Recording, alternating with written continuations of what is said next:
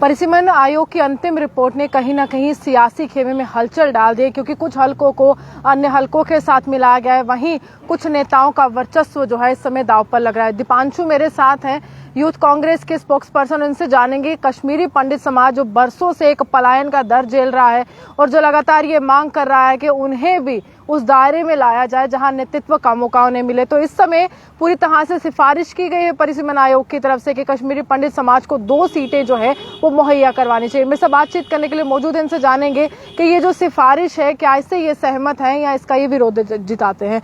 दीपांशु, क्या लगता है कि ये जो 2 सीटों की ये बात कर रहे हैं ये आपके हक में है या कुछ और मांग आपकी थी? सबसे पहले तो धन्यवाद रूहानी जी, आपने सवाल पूछा। अगर आप पूरा इसको समझेंगे, डिलिमिटेशन कमीशन का जो यहाँ पे काम था वो था जम्मू कश्मीर की पॉलिटिकल एम्पावरमेंट करने के लिए। मगर आप देखेंगे कि ये डिलिमिटेशन कमीशन जब चला गया यहाँ से तो जम्मू कश्मीर को डिग्रेड करके चला गया पॉलिटिकली। चाहे वो जम्मू कश्मीर के जोग्राफिकल कैरेक्टरिस्टिक्स हो या लोगों के एस्पिरेशंस हो, प्लेन हो, टेरेन हो, माउंटेन हो, जो लोग चाहते थे वो हुआ नहीं। जो हुआ है ये ऐसा किया गया है इन्होंने कि किस तरीके से जम्मू कश्मीर में चीज़ों को उथल पुथल करके, लोगों को पॉलिटिकली डिसएम्पावर करके भाजपा का वोट शेयर स्ट्रेंथन करे। तो पूरा का पूरा डिलिमिटेशन कमीशन का काम ही यही था। आप एक वरिष्ठ पत्रकार हैं, आप जानते हैं कि बीजेपी के ही स्टेट प्रेसिडेंट, एक कॉल रिकॉर्डिंग उनकी लीक हुई थी जहां पे वो खुलेआम बता रहे थे कि आपकी कॉन्स्टिट्यूंसी में हम ये एरिया ऐड कर रहे हैं, ये एरिया निकाल रहे हैं। मतलब ये साफ जाहिर होता है कि डिलिमिटेशन कमीशन एक पर्दा था, उसके पीछे नागपुर आरएसएस के हेडक्वार्टर से ही यहाँ पे सारी रिपोर्ट्स फाइल्स बन के आ रही थी।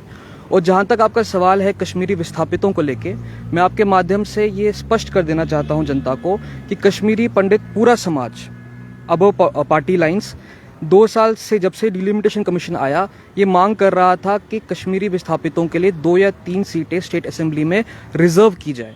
क्योंकि आप जानते हैं कि कश्मीरी पंडित समाज पॉलिटिकली बहुत पैरालाइज्ड है, डिसएम्पावर्ड है, और किसी भी समाज को अगर आपने सोशली अपलिफ्ट करना है तो उनकी पॉलिटिकल पार्टिसिपेशन, रिजर्वेशन बहुत जरूरी होती है।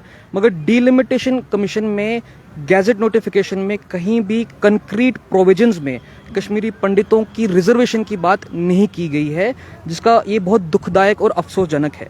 अगर कुछ बात हुई है तो सुपरफिशियली प्रेस रिलीज के माध्यम से एक रिकमेंडेशन की गई है कि आप 2 कश्मीरी पंडित समाज से 2 एमएलए आप नॉमिनेट कीजिए। ठीक है, इसमें आपको फर्क समझना पड़ेगा, क्योंकि जो पावर्स एक पॉलिटिकली पॉपुलर एमएलएज की होती है वो एक नॉमिनेशन के जरिए जो एमएलएज बनते हैं, भले ही उनके वोटिंग राइट्स पे असेंबली में हो, वो नहीं होते हैं। हमारी मांग थी कि यहाँ पे 2 सीटें रिजर्व हो, हमारी बात असेंबली में रखवाई जा सके, हमारे नेता हो, मगर ऐसा नहीं हुआ है। और यहाँ पे कॉन्स्टिट्यूशनैलिटी पे भी डाउट आता है, क्योंकि जो डिलिमिटेशन कमीशन ने ये कहा है, पुंडुचेरी का एग्जांपल लेके बोला है कि वहाँ पे भी 2 एमएलएज नॉमिनेट किए जाते हैं, मगर वो एक यूनियन टेरिटरी है। अब जम्मू कश्मीर तो हमेशा हम यूनियन टेरिटरी नहीं रखवाएंगे, इसको हम लड़ाई जारी है, इसको full statehood with other constitutional guarantees चाहिए। तो उसके बाद जब फुल स्टेट बन जाएगी, क्या उसके बाद भी एप्लीकेबल रहेगा या नहीं रहेगा, उस पर भी एक बहुत बड़ा सवाल बनता है। मगर ओवरऑल जो नॉमिनेटेड एमएलएज है, कश्मीरी विस्थापित समाज इसके साथ नहीं है। हमारी पहले से ही जो मांग है कि हमारी 2 से 3 सीटें यहाँ पे रिजर्व की जाए, हमारी पॉलिटिकल एम्पावरमेंट की जाए, वो करनी चाहिए। लेकिन भाजपा के जो पूर्व एमएलसी हैं गिरधारी लाल रैना, वो तो दमखम से कह रहे हैं कि देखिए प्रधानमंत्री का दौरा और उसके बाद ये तोहफा, वो काफी ज्यादा प्रचार भी कर रहे हैं। वो कह रहे हैं कि अब कश्मीरी पंडित को असल न्याय मिला है। देखिए, प्रधानमंत्री जी का दौरा था ये 370 हटने के बाद पहला दौरा था। 6 लाख कश्मीरी विस्थापित जो देश के अलग अलग कोनों में है, उनकी ये आकांक्षा थी, अपेक्षा थी, एस्पिरेशन थी कि अभी कुछ ना कुछ बड़ा फैसला तो मोदी जी का आएगा ही। मगर मोदी जी ने स्पष्ट बता दिया है कि जो 2014 से कर रहे हैं कि कश्मीरी विस्थापितों का बस दर्द बेचना है अन्य राज्यों के चुनाव में, चाहे वो अपने मीडिया के माध्यम से हो या किसी और के माध्यम से हो, मगर जमीनी स्तर पे न्याय नहीं देना है। और आप जिनकी बात कर रहे हैं वो तो बोलेंगे ही, क्योंकि वो तो भाजपा के एक मेरिटलेस एमएलसी है। उन्होंने कोई भी ऐसा काम नहीं किया समाज के लिए जिनको हम कह सके कि हाँ चलो एक नेता भले ही भाजपा में हो मगर कुछ तो किया। उनको तो ऐसा बोलना ही है, उनमें ज्यादा मैं टिप्पणी करना नहीं चाहूंगा। कश्मीर फाइल्स को प्रमोट करना और भाजपा के अगर हम कहें तो प्रदेश इकाइयां ही जुट चुकी थी, वो कहीं ना कहीं सवाल भी उठाए जा रहे थे कि आखिरकार भाजपा इस तरह से प्रचार क्यों करे। तो भाजपा ने कहा हम दर्द समझ रहे हैं, लेकिन अभी क्यों नहीं, अभी उस तरह से प्रधानमंत्री की तरफ से कोई रिएक्शन या इस तरह से भाव जो है सांत्वना के क्यों नहीं निकल रहा? देखिए, दर्द समझ नहीं रहे हैं, दर्द को बेचा जा रहा है अन्य राज्यों के चुनाव में, पर्टिकुलरली हिंदी हार्ट बेल्ट में, ताकि इनका वोट कंसोलिडेट हो। 2014 से कश्मीरी विस्थापितों के साथ यही गंदी राजनीति की जा रही है।